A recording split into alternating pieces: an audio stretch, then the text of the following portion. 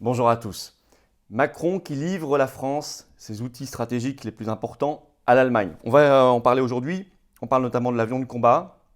On parle du spatial. On va aller faire un petit détour du côté de la Guyane notamment. Vous allez voir ça. Je vous en parle parce que c'est très important pour l'emploi français, le rayonnement français. C'est aussi, du point de vue positif, si vous voulez, ça met le doigt sur la question de l'ambition. Est-ce qu'on porte une ambition ou pas? Quand on n'a plus d'ambition, on ne fait plus l'histoire. Et quand vous rencontrez en face un projet national qui existe, ici en l'occurrence l'Allemagne, vous vous faites dévorer.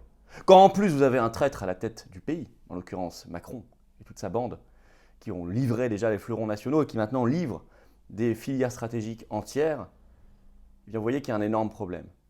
Mais la question n'est pas de se dire c'est foutu, pas du tout. Les outils, nous les avons toujours, les atouts, nous les avons, ils sont là. C'est la question de l'ambition. L'ambition de se débarrasser de ces traîtres en les chassant du pouvoir, en renversant cette table de l'oligarchie, et l'ambition d'avoir un projet national. C'est très important, extrêmement important. Et vous savez, dans la crise du Covid, on retrouve beaucoup de ces éléments-là. Est-ce qu'on a l'ambition, nous, peuple souverain, peuple de France, d'agir, de nous libérer ou pas? Et vu ce que j'ai vu dans la manifestation du 4 septembre, je pense que nous avons cette ambition. Il y avait plus de monde que jamais. Bon, même le préfet de police allemand a dû rajouter des milliers de personnes en plus par rapport à la semaine dernière, mais en fait, il y avait des dizaines de milliers en plus. J'ai mis les vidéos partout. Vous verrez, notre cortège était gigantesque. Je crois vraiment largement le plus grand de France pour cette 42e semaine de mobilisation. Et on continuera et on intensifiera pour la 43e semaine à Paris le 11 septembre. On y revient dans quelques heures. Mais entre-temps, une autre information. Je serai maître Divisio aussi d'ailleurs et ferai une permanence bénévole à nouveau ce jeudi 9 septembre au soir à Marseille, en soutien à la liberté et en soutien à l'IHU au professeur Raoult. Je vous donnerai là aussi les informations pratiques. Ce sera vers 18h30 dans ces eaux-là à Marseille. Il faut venir. Vous aurez les infos complémentaires dans les heures qui viennent là aussi. Donc plein de rendez-vous à venir. Abonnez-vous à cette chaîne YouTube. On file vers les 300 000 abonnés. Rendez-vous compte, on en avait 16 000 en mars 2020, il y a 18 mois. 300 000 bientôt. On file vers les 300 000. On a fait un beau direct questions-réponses ensemble des 250 000. Vous pouvez aller le voir sur la chaîne. J'ai répondu à un maximum de vos questions. Et puis venez. Et puis venez aux patriotes. Question d'ambition nationale, elle est là. Question de résistance, d'humanité, de souveraineté du peuple, de liberté, elle est là.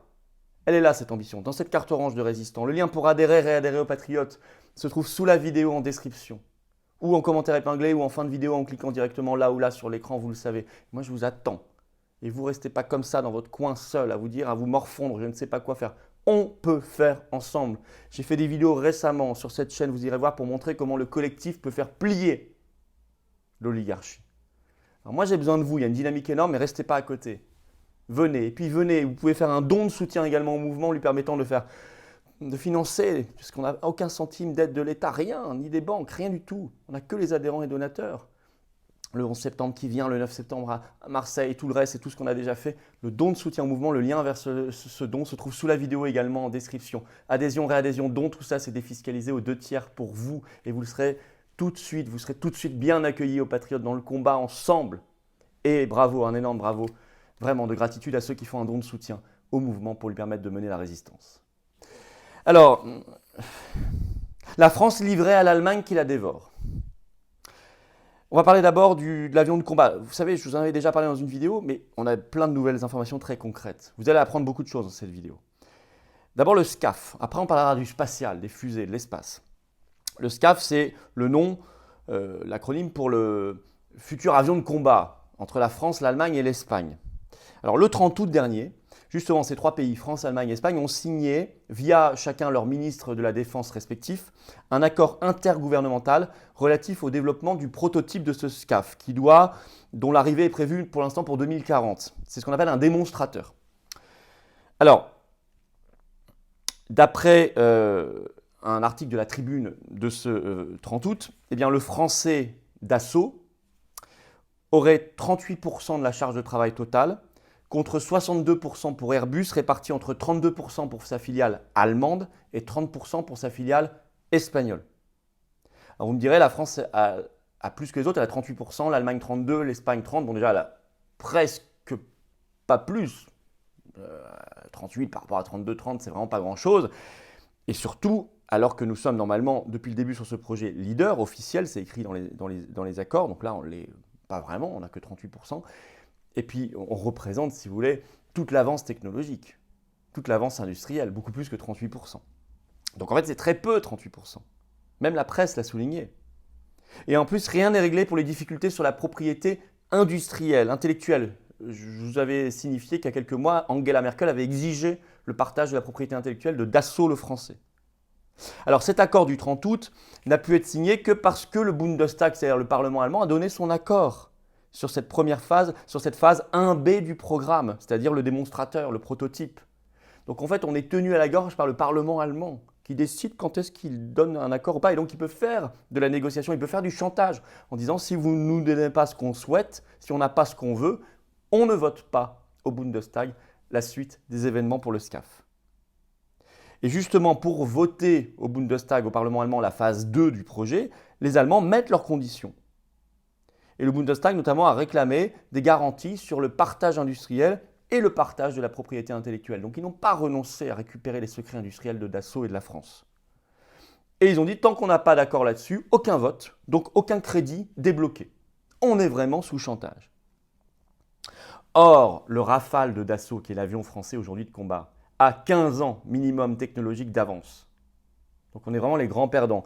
Et le PDG du groupe Dassault, Éric Trappier, le 5 mars dernier, avait dit publiquement qu'il y avait un plan B possible, un plan 100% français. On peut parfaitement le faire comme on l'a fait jusqu'ici, l'avion de combat français. Et si on le faisait français, on n'aurait pas 38% de la charge de travail, on aurait 100% de la charge de travail. Ce qui crée avec les sous-traitants des milliers et des milliers d'emplois. On aurait la mainmise totale sur la recherche et développement. Et ça, c'est une avance technologique gigantesque qui peut inonder d'autres secteurs industriels. On aurait la mainmise totale sur nos exportations. Là, on va devoir dépendre de l'accord, du bon vouloir de l'Espagne, de l'Allemagne, etc.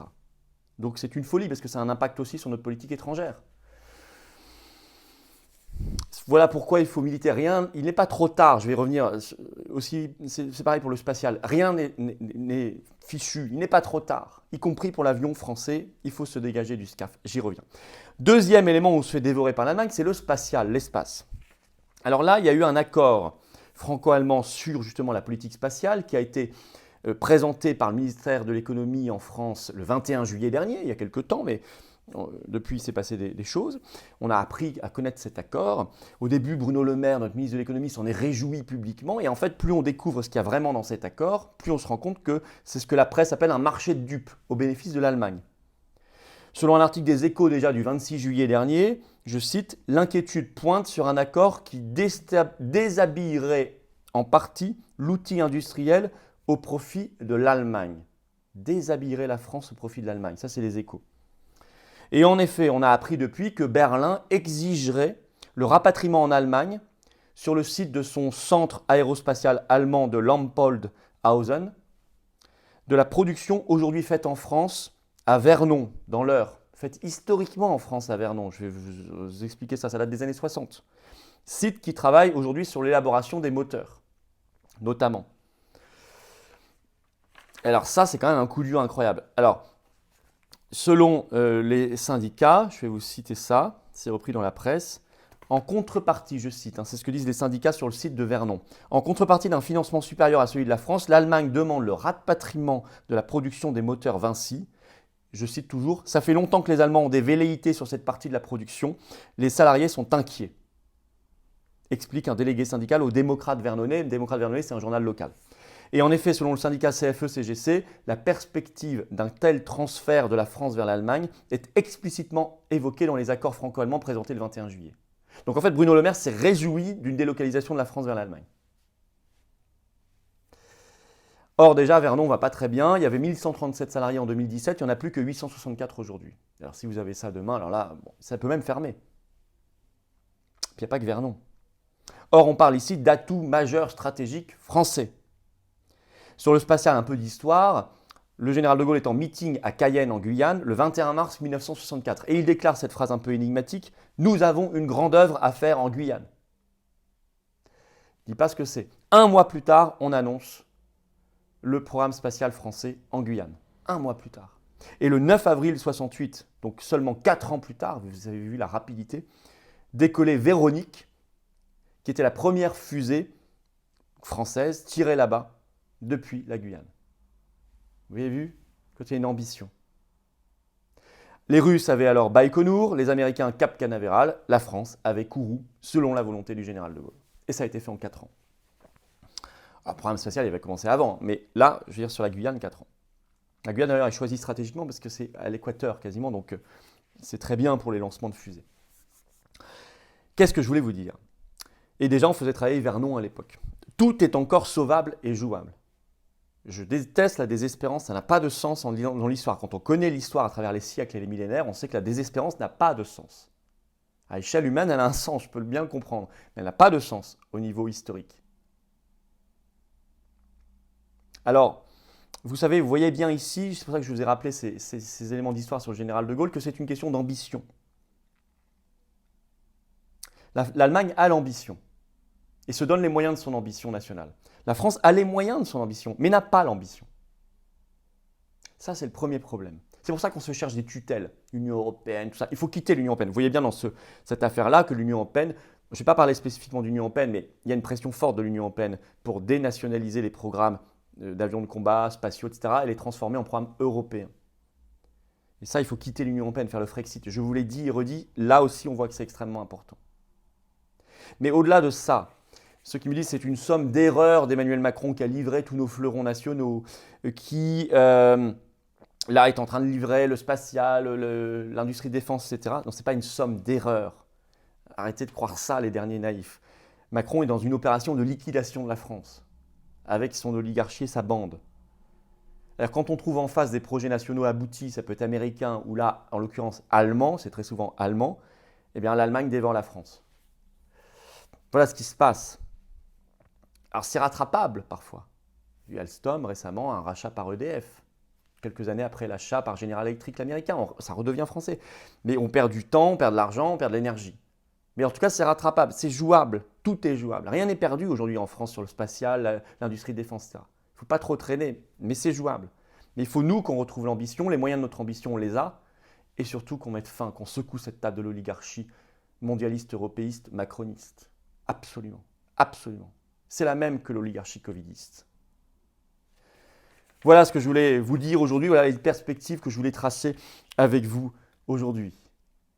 Et vous voyez que ça passe par la souveraineté nationale et la souveraineté du peuple. Alors je vous attends, ce 9 septembre au soir, jeudi, on y reviendra, à Marseille. Soutien à la liberté. Un rassemblement, il y aura notamment Maître Divisio, j'y serai bien sûr. Grand rassemblement pour cette 43e semaine de mobilisation des Patriotes. Et puis, ce samedi 11 septembre, énorme à Paris. On y revient également l'après-midi. Je vous donnerai les informations aussi dans les heures qui viennent. Et puis d'autres rassemblements organisés par les Patriotes, c'est toujours sur les-patriotes.fr en première page. Bravo aux référents, aux militants, aux bénévoles, très nombreux qui font tout ça. Abonnez-vous à cette chaîne YouTube dès maintenant. Dès maintenant. Puis venez aux Patriotes. Moi j'ai besoin de vous. Je vous le dis clairement, j'ai besoin de vous et je crois que vous avez besoin, vous, du collectif. Le lien pour adhérer et réadhérer aux Patriotes, avoir cette carte orange qui permet de nous défendre, qui permet de défendre ensemble nos belles valeurs, nos très belles valeurs. Le lien pour adhérer et réadhérer se trouve sous la vidéo en description, ici en cliquant sur l'écran ou en commentaire épinglé. Le lien pour faire un don de soutien au mouvement lui permettant de financer toutes ces actions gigantesques, sans aucune aide de l'État, je le rappelle. Le lien pour le don se trouve également sous la vidéo en description. Adhésion, réadhésion, don, c'est défiscalisé aux 2/3 pour vous si vous payez l'impôt sur le revenu. Sinon, on a des tarifs bas pour ceux qui ne le payent pas. Vous voyez tout ça sur le site. Bienvenue aux Patriotes, bravo à ceux qui font un don de soutien au mouvement. Vive la France!